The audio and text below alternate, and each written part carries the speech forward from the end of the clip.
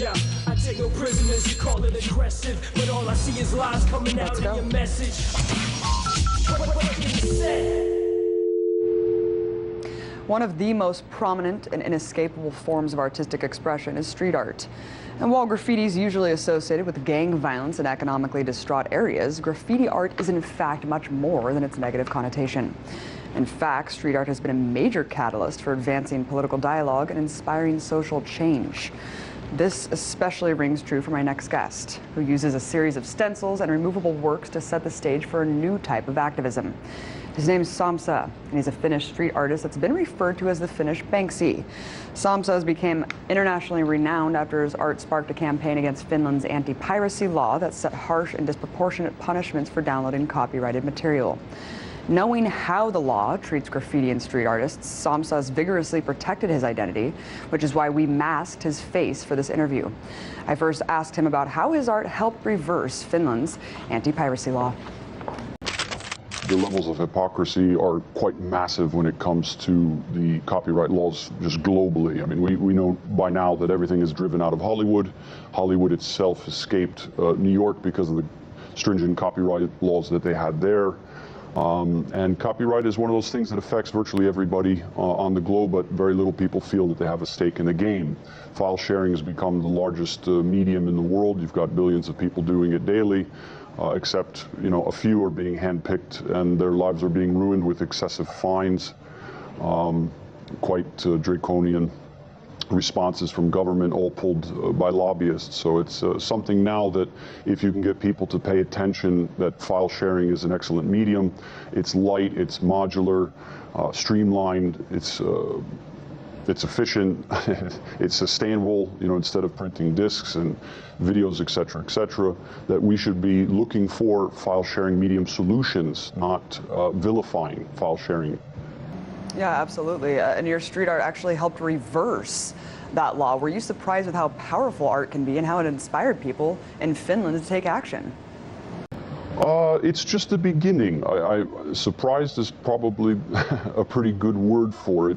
Mobilizing 52,000 people in 2 72-hour sessions was very difficult. Thankfully, I had the help of big contemporary artists in Finland like Jani Leinonen, Riikko Saakkonen. These guys are very well known in the scene, and once we were able to get them together to support, it was kind of like an artisan community had come together to support the idea of using art to catalyze a change in law. We're now still in that process, and lobbyists are virtually, they're doing everything they can to stop us from going through. And you've called street art an initiative that could be a new form of social movement, which I totally agree with. I mean, this kind of proves it, case in point.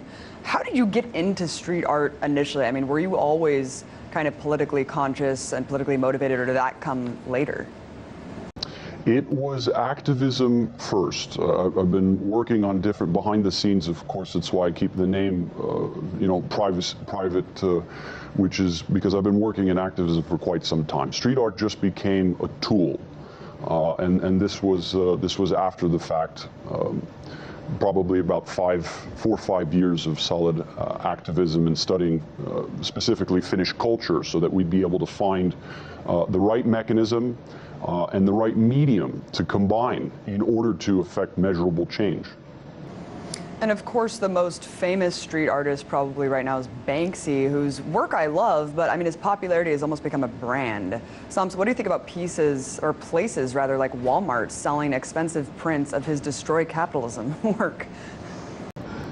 Yeah, it's an interesting, what we're talking about now in the world of art is that pop culture's head got so big that it's falling. It can't actually carry itself anymore. We do a fantastic job in culture throughout history of essentially perverting everything at a very rapid pace, and I think that's where we're at with pop culture. You can start off as Tom Cruise wanting to be a priest, and eventually you're into Scientology and having private jets. It's a fast-paced decline, so we have to attempt to do something to erect the spine and shrink the size of the head. You're in New York to raise awareness about the Rabba massacre.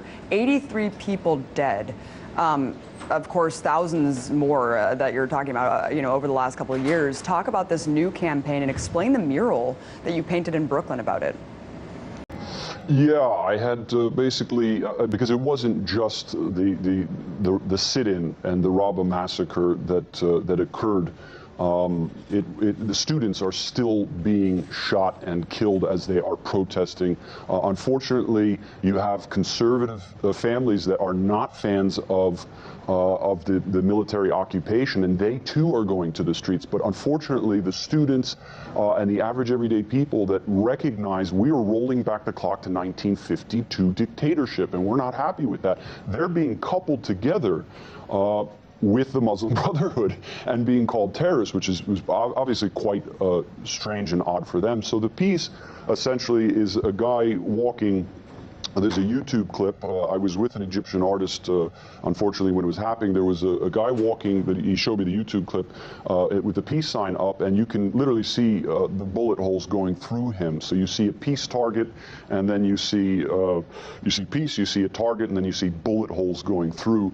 The reason why the character has a spray mask on is because right now not more than 10 people can meet in Egypt, specifically in Cairo. They're being monitored. No more than 10 people can meet without a permission. You actually need a permit, and street artists can receive up to 5 years prison sentence if they do not like the mural. Now the murals down there are a part of the revolution in 2010 that occurred. Is a lot of students and street artists were taking to the street and starting to paint murals of the students and the children and the youth that were getting literally murdered and dragged in the streets, and that was a large part of the 2010 revolution that unfortunately in just 3 years flipped up on its head, and a power vacuum occurred. And now General Sisi is in there taking advantage of the situation. And unfortunately, I mean, what you're outlining right now is horrifying enough, and we just heard about that 500 people sentenced to death and no defense. A lot of them weren't even present in court. I mean, it's just unbelievable, Sampsa, what's going on. I mean, in conjunction to Egypt, you're raising awareness about conflict minerals used by Apple. You mentioned this earlier, but I wanted you to expand on why this issue is important and what kind of images you're using to portray child laborers for the tech giant. Yeah, it happened after I had purchased two Apple products myself. Unfortunately, I was super busy at the time, as a lot of people are, and I purchased the products not doing proper research. After I had gone in and traced all the work that Friends of the Earth had done in 2012, you come to find that Bangka Island in Indonesia is suffering approximately 5 losses loss of life. You're talking 15-year-old children are getting buried alive in mud pits. As we know in Indonesia, huge rain. So what happens is kids are going down into mud pits, mining the tin by hand with an axe. Water levels are rising, mud pits are collapsing, and children are being buried alive. At approximately, again, I think the last report was roughly 152 deaths a year. So once I found that out, that a product in my hand essentially had murdered somebody, the question became, what does that supply chain look like? And Friends of the Earth in UK, in London right now, they're responsible for the extensive report on that. And what you come to find is that Samsung, Apple, virtually all of these guys are covered in blood. I mean, that's very clear at this point. So you have tech-savvy, very popularist product that is killing people. Yeah, I mean, we hear about conflict minerals, but I don't think people really focus in as much as they should on the minerals that are the components of all of our gadgets, Sampsa. Yeah. It's really like the new thing that we should all be focusing on. I think you bring up a really good point, something that I want to cover more. You also don't shy away from ridiculing pretty much every world leader, from Obama with devil horns to Putin in drag. Talk about the symbolism behind these pieces. Well, I mean, when it came to Obama, that's a quite simple piece. He's got robotic legs with, alien-type horns. I was trying to think, what is the furthest damn thing from a human being with decent logic? And that's it. That's what you get. You get robotic, middle section with an alien, some alien stuff popping out of your head, because you're not on planet Earth, man. There's one $1.2 billion lost in a judicial system, tied up in a judicial system in California, simply to process guys, with a dime bag.